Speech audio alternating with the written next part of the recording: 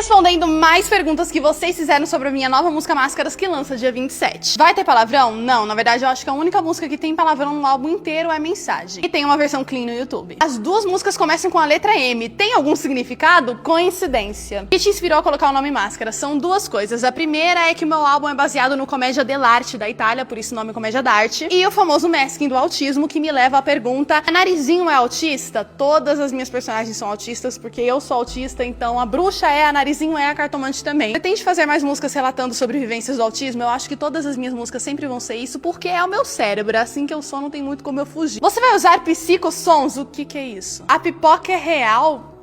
Gente, por que eu iria fazer uma pipoca fake? Planeja lançar músicas em outros idiomas? Well, do I have a surprise for you? Pra quem não sabia, eu sou poliglota, um dos meus interesses é aprender idiomas, eu fico fascinada e esse álbum tem várias músicas com outras línguas no meio. Lembrando que Máscaras lança dia 27 de março às 19 horas e ainda dá tempo de fazer o pré-save.